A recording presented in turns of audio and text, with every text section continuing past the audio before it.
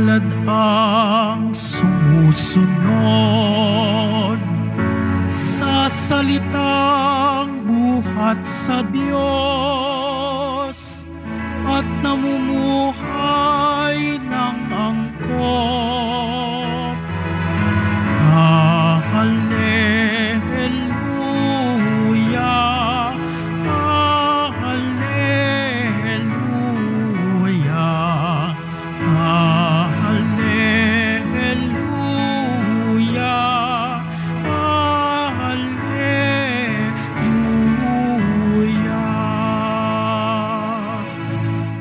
Sumainyo ang Panginoon. At sumaiyo rin. Ang mabuting balita ng Panginoon ayon kay San Lucas. Papuri sa iyo, Panginoon. Noong panahong iyon, samantalang nagsasalita si Jesus sa mga tao, may isang babaeng sumigaw mula sa karamihan at nagsabi sa kanya, "Mapalad ang babaeng nagdala sa inyo sa kaniyang sinapupunan at nagpasuso sa inyo." Ngunit sumagot siya, "Higit na mapalad ang mga nakikinig sa salita ng Diyos at tumutupad nito." Mga kapatid, ang mabuting balita ng Panginoon. Pinupuri ka namin, Panginoong Hesukristo. Magsiupo muna po ang lahat. Magandang umaga pong muli sa inyong lahat.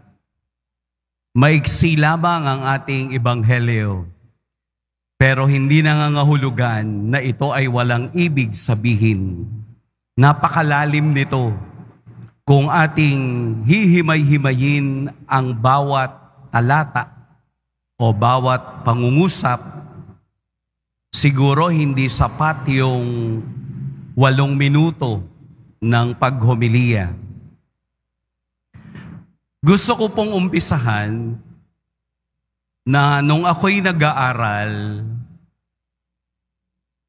meron kaming subject na developmental reading. Siguro doon sa mga nakapag-college, especially sa education, madadaanan nyo to o lahat ng subject. Kasi in-introduce po yung developmental reading siguro mga 20 years ago. Dahil sa rasong ang Pilipinas ay mahina sa reading comprehension. Masakit man tanggapin pero ito yung totoo. Kapag daw mayroong international na mga pagsusulit, ang Pilipinas ay palaging nasa ikatlo. Ikatlo po sa dulo. Halimbawa, 50, pang 47 tayo. At iyon po ay nag-multiply ng mag-multiply. Hanggang sa ngayon, problema natin ang reading comprehension. Hindi natin minsan naunawaan ang ating nababasa. Kaya po ang developmental reading ay mayroong 4 na bahagdan ng pagbabasa. 4 levels of comprehension. Una, literal. Klase po muna tayo ha. Literal. Pagkatapos po ng literal, inferential. Pagkatapos po ng inferential, critical. At yung pang-4 ay creative. Ibig sabihin po, literal reading, inferential reading, critical reading, and creative reading. Doon po sa 4, ano ang pwede nating i-apply sa ating ebanghelyo para maunawaan natin? Una, pwede pong literal. Literal na may babaeng sumigaw at sinabing, "Mapalad ang babaeng nagluwal sa iyo at nagpasuso." Papasok yung inferential. Sino yung babaeng yon? Kahit wala sa Ebanghelyo. Sino yung babaeng yon? Si Maria. Punta tayo doon sa critical. Pero ano ang sabi ni Jesus? Mas mapalad yung nakikinig sa salita ng Diyos at sumusunod dito. Di po ba ang ganda kung uunawain mo? Nangangahulugang hindi lamang ito literal na salita ni Jesus, kung hindi meron siyang pinatutungkulan sa lahat ng nakikinig at sumusunod ng kaniyang salita.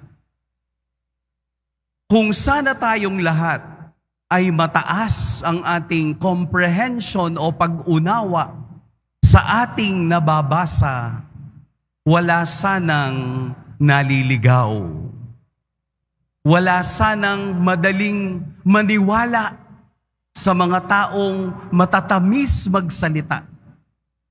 Sana kung meron tayong sariling pagkaunawa na ang Diyos ay nagsasalita sa atin creatively, na ang kaniyang salita ay dapat manahan sa atin at ang salitang ito ay dinadala natin sa gawa. Na ang salita ng Diyos ay ating tinutupad. Sino ba ang unang nakinig at unang tumupad ng salita ng Diyos? Walang iba kung hindi ang mahal na Birheng Maria. Siya na nagluwal at nagpasuso, siya pa rin ang unang nakinig at tumupad sa kaniyang salita.